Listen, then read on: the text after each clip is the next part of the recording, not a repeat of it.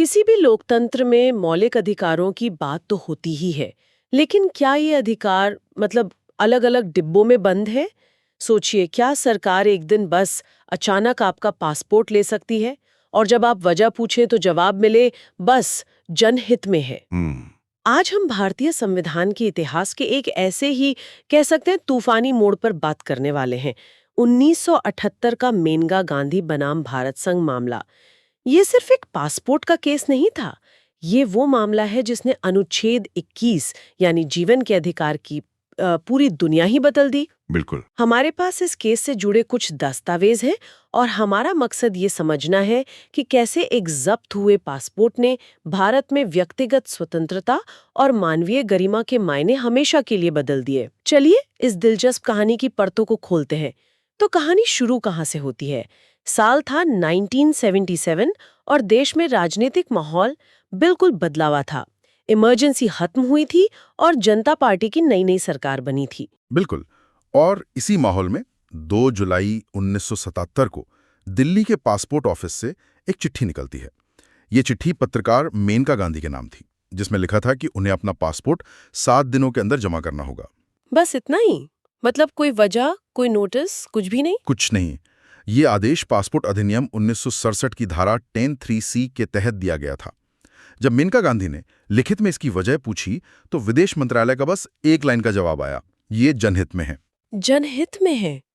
ये तो ये तो बहुत ही अस्पष्ट और अजीब सा जवाब है। इसका तो कोई भी मतलब निकाल सकता है। तो फिर मेनका गांधी ने क्या किया? उन्होंने इसे चुनौती देने का फैसला किया और वो किसी निचली अदालत में नहीं गई। उन्होंने सीधे अनुच्छेद 32 के तहत सुप्रीम कोर्ट का दरवाजा खटखटाया। अच्छा। ये कदम बहुत महत्वपूर्ण था क्योंकि अनुच्छेद 32 खुद एक मौलिक अधिकार है जो किसी भी नागरिक को अपने मौलिक अधिकारों के हनन पर सीधे सुप्रीम कोर्ट जाने की इजाजत देता है। यहाँ से बात वाकई दिलचस्प हो जाती है। लेकिन इस केस की अहमियत समझने के लिए हमें थोड़ा पीछे जाना होगा, है ना? मुझे लगता है कि उस समय मौलिक अधिकारों को देखने का नजरिया आज से बहुत अलग था। आपने बिल्कुल सही पकड़ा। इस केस की जड़ें 27 साल पुराने 1950 के एक और बड़े केस में है, ए.के. गोपालन बनाम मद्रास राज्य।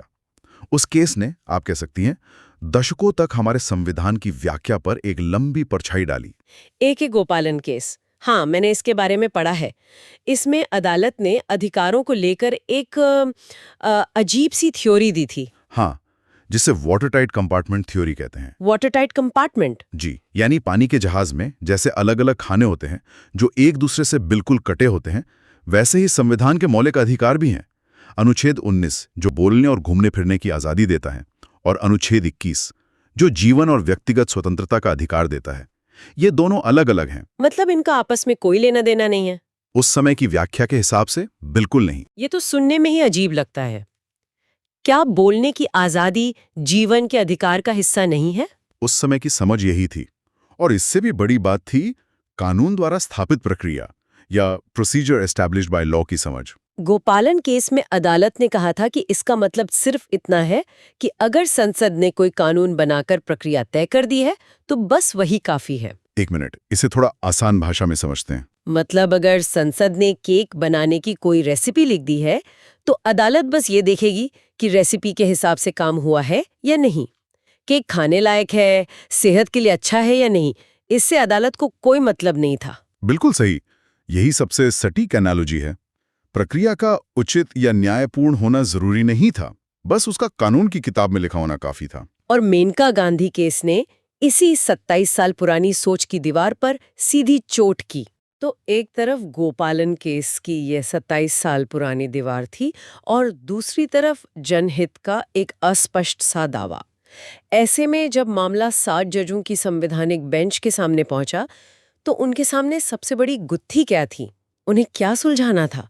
उनके सामने 3 बड़े सवाल थे। पहला तो सीधा और सरल था, क्या विदेश जाने का अधिकार अनुच्छेद 21 में लिखी व्यक्तिगत स्वतंत्रता का हिस्सा है? क्योंकि संविधान में सीधी सीधे तो ऐसा कहीं लिखा नहीं है। मुझे एक बात समझ नहीं आ रही। अगर संविधान में लिखा नहीं है तो वकील इसे मौलिक अधिकार साबित करने की कोशिश कैसे कर रहे थे? किस आधार पर? उनका तर्क था कि व्यक्तिगत स्वतंत्रता एक बहुत व्यापक शब्द है। यह सिर्फ जेल में बंद होने या न होने तक सीमित नहीं है। इसमें वो सब कुछ शामिल है जो एक इंसान को अपनी पूरी क्षमता तक पहुंचने में मदद करता है, और इसमें दुनिया देखना और घूमना भी शामिल है। अच्छा, ये तो हुआ पहला सवाल। और दूसरे सवाल क्या थे? दूसरा सवाल सीधे पासपोर्ट कानून के उस धारा पर था जो सरकार को बिना कारण बताए पासपोर्ट जब्त करने की शक्ति देती थी। वकीलों ने 3 तरफ से हमला किया।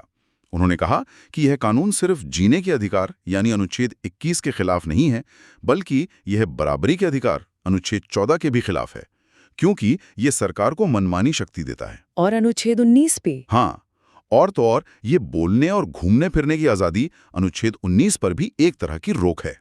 और तीसरा और शायद सबसे महत्वपूर्ण सवाल, वो था उस पुरानी गुत्थी को सुलझाना, कानून द्वारा स्थापित प्रक्रिया का असली मतलब क्या है। क्या ये सिर्फ संसद की लिखी कोई भी रेसिपी है, या उस रेसिपी का अच्छा, सही और तर्कसंगत होना भी जरूरी है? ये सवाल एक तरह से भारतीय संविधान की आत्मा से जुड़ा था कि क्या कानून सिर्फ एक तकनीकी औपचारिकता है, या उसे न्याय के सिद्धांतों पर भी खरा उतरना होगा। तो अब मंच पूरी तरह तैयार था। 25 जनवरी 1978 को justice PN Bhagwati, justice Chandrachud और जस्टिस कृष्णा अय्यर जैसे दिग्गजों वाली बेंच ने अपना ऐतिहासिक फैसला सुनाया। कहते हैं इस एक फैसले ने भारतीय कानून का नक्शा ही बदल दिया। बिल्कुल, और इसकी सबसे क्रांतिकारी बात थी एक नया सिद्धांत, स्वर्णिम त्रिभुज या गोल्डन ट्रायंगल का सिद्धांत। एक मिनट, स्वर्णिम त्रिभुज? ये सुनने में तो किसी रहस्यमयी किताब के नाम जैसा लगता है। इसका मतलब क्या था? क्या अदालत ने संविधान में कोई नई चीज जोड़ दी थी? जोड़ी नहीं, लेकिन देखने का नजरिया पूरी तरह बदल दिया। गोपालन केस की वाटर टाइट कंपार्टमेंट वाली सोच को आप कह सकती हैं कूड़ेदान में फेंक दिया गया। अदालत ने कहा नहीं, मौलिक अधिकार अलग अलग द्वीप नहीं हैं, ये एक दूसरे से गहराई से जुड़े हुए हैं, एक चेन की तरह। आप एक कड़ी को नहीं तोड़ सकते बिना दूसरी को हिलाए। और इस त्रिभुज के 3 कोने कौन से थे? अनुच्छेद 14, 19 और 21। अच्छा, यानी समानता का अधिकार, स्वतंत्रता का अधिकार और जीवन का अधिकार। कोर्ट ने कहा कि ये तीनों मिलकर एक त्रिभुज बनाते हैं, और सरकार की किसी भी कार्यवाही को इन तीनों की कसौटी पर एक साथ खरा उतरना होगा। वाह! तो इसका मतलब ये हुआ कि अब सरकार ये नहीं कह सकती कि हमने अनुच्छेद 21 के हिसाब से तो कानून बना दिया है। उसे ये भी साबित करना होगा कि वो कानून मनमाना, मतलब अनुच्छेद 14 का उल्लंघन नहीं करता। सही है। और वो स्वतंत्रता पर एक उचित प्रतिबंध, मतलब अनुच्छेद 19 के हिसाब से भी सही है। एकदम सही। इसने सरकार की शक्तियों पर एक बहुत मजबूत ब्रेक लगा दिया। ये चेक एंड बैलेंस का एक शानदार उदाहरण था। और इसी स्वर्णिम त्रिभुज के सिद्धांत ने कानून द्वारा स्थापित प्रक्रिया की व्याख्या का रास्ता खोला। तो उस केक वाली रेसिपी का क्या हुआ? क्या अदालत ने कहा कि अब हम केक चखेंगे भी? हाँ, बिल्कुल।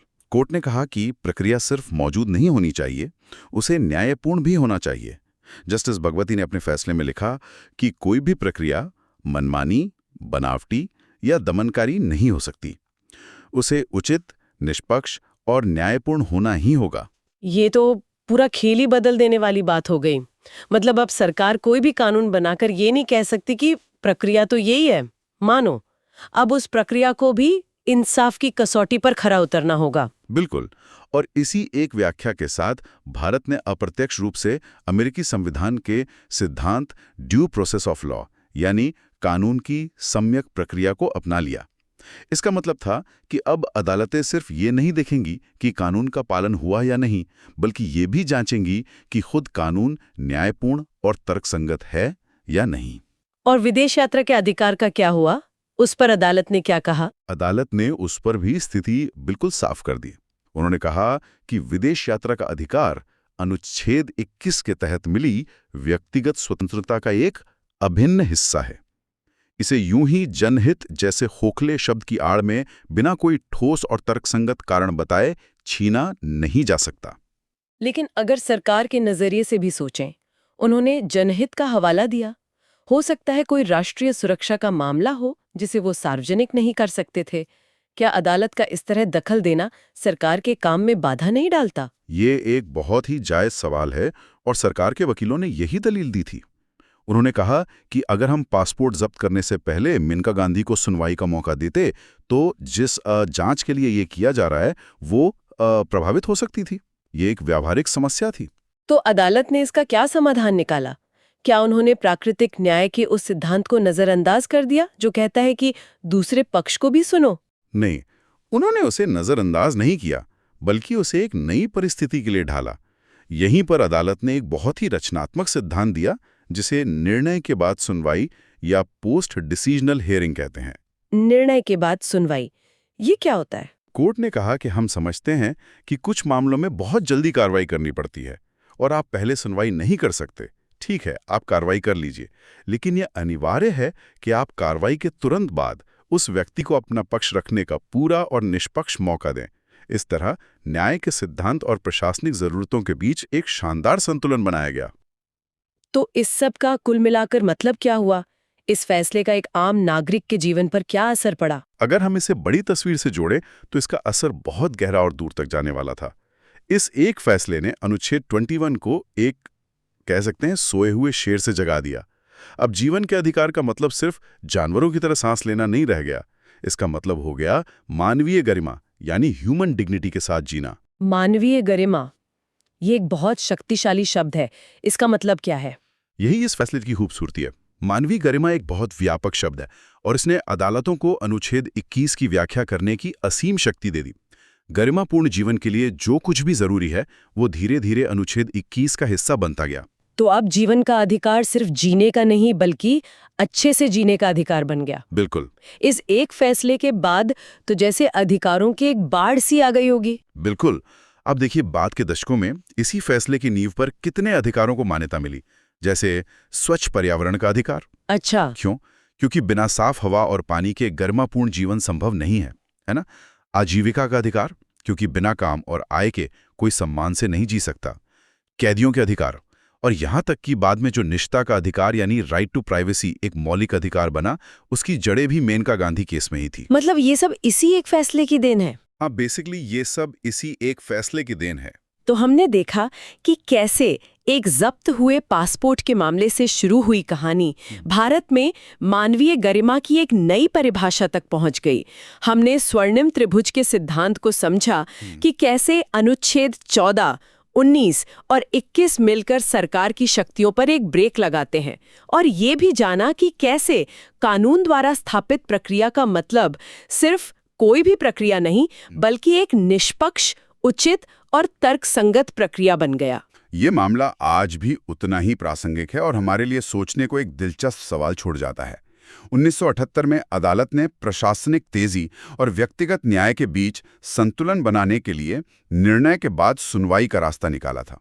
यह सिद्धांत उस दुनिया के लिए था जहां फैसले इंसान लेते थे और प्रक्रियाएं धीमी थीं। और आज की दुनिया तो बिल्कुल अलग है। हाँ, आज की डिजिटल दुनिया में जहां हमारे सोशल मीडिया अकाउंट से लेकर बैंक लोन और नौकरी के आवेदन तक कई फैसले एल्गोरिदम द्वारा तुरंत और बिना किसी पूर्व सुनवाई के लिए जाते हैं। अक्सर हमें पता भी नहीं चलता कि हमारा अनुरोध क्यों खारिज कर दिया गया। तो सवाल यह है कि हम दूसरे पक्ष को सुनने की इस मूल भावना को इस नई दुनिया में कैसे जीवित रख सकते हैं? ये तो बहुत गहरा सवाल है। क्या 1978 का ये सिद्धांत आज के एल्गोरिदम के युग में हमारा मार्गदर्शन कर सकता है, जहां फैसले एक ब्लैक बॉक्स के अंदर एक मशीन द्वारा सेकंडों में लिए जाते हैं और अक्सर उनका कारण बताना भी मुश्किल होता है? ये सवाल आज के दौर में न्याय और तकनीक के रिश्ते पर एक बड़ी बहस की मांग करता है।